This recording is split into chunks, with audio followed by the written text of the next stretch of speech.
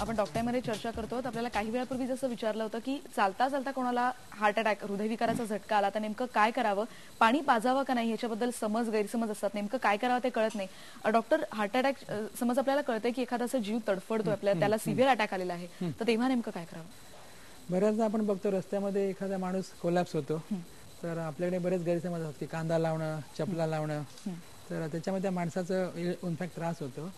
तर त्या माणसाच्याकडे काही माहिती असेल, आजूबाजूला माणसं असेल की हार्टचा प्रॉब्लेम आहे का, तर मग अशी बोलल्यामुळे सीपीआरचं एक आपण देऊ शकतो. आणि शक्यतो पाणी, बेशुद्ध माणसाला पाणी न दिलेलं चांगलं, कारण ते घशात जायच्या ऐवजी श्वासनलिकेत जाऊन तो माणूस गुदमरून मरू शकतो. आणि पाणी देणे त्याच्या जीवासाठी हानिकारक असू शकतं. त्यामुळे पाणी वगैरे द्यायचा प्रयत्न करू नये. तो माणूस जर कॉन्शियस असेल, बोलत असेल, तर एखादा घोट त्याचं तोंड ओलं करण्यासाठी देणं ठीक आहे. पण अनकॉन्शियस माणसाला पाणी देणं किंवा फळाचा रस देणं असं काही देण्याने त्या माणसाच्या आयुष्याला धोकाच आहे. मग नेमकं काय करावं अशा पेशंटच्या बाबतीत? अशा पेशंटला जर मगाशी म्हणालं तसं कवळी वगैरे असेल तर काढून टाकावी, जीभ त्याची पडू नये म्हणून त्याला कुशी झोपावं.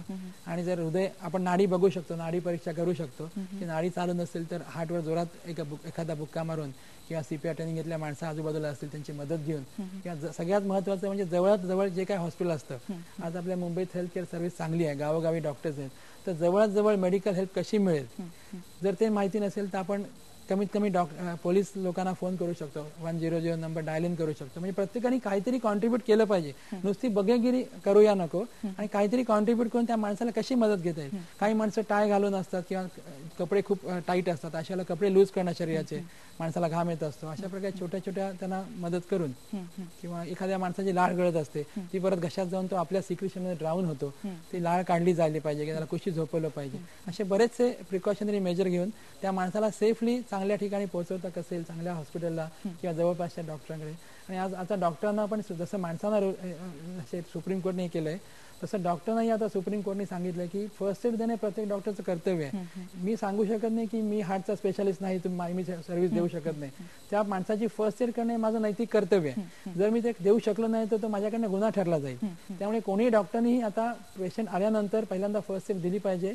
आणि असंही आहे की त्या डॉक्टरांच्या मागे ज्याला आपण लोक घाबरतात, पोलिसी ससेमिरा लागतो, तो लागण्याची काय गरज नाही. त्या डॉक्टर स्वतः फक्त फर्स्ट एड देऊन पंचनाम्यामध्ये सहभागी नाही झाला तरी चालू शकतं. सर, दुसरा असा एक मुद्दा आहे की सध्याची लाईफस्टाईल बघितली तर की एक मुलगा किंवा मुलगी वयात आली तर त्याला हवी ती, म्हणजे समज गाडीची खूप क्रेज असते.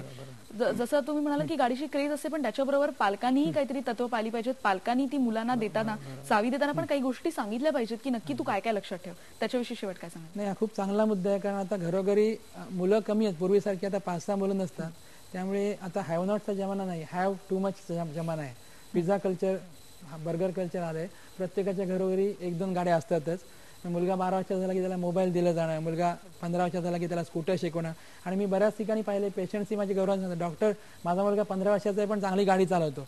तर मला खूप वाईट वाटतं की म्हणजे हे पेरेंट्सनी प्रमोट न करता की त्याला प्रॉपर, म्हणजे काय तरुणाईचा जोश असतो, चांगल्या गाड्या असतात, रस्ते चांगले असतात, पण तेवढं ज्ञान किंवा मॅच्युरिटी येईपर्यंत म्हणजे माकडाच्या हाती कोलीत दिल्यासारखं थोडंफार होतं. बरोबर, म्हणजे तेव्हाही पालकांनी जबाबदारीचं पालन केलं. जेव्हा गव्हर्नमेंट ठरवले की 18 वर्षापर्यंत लायसन्स देणं, कारण तेवढी मेंटल मॅच्युरेशन यायला पाहिजे.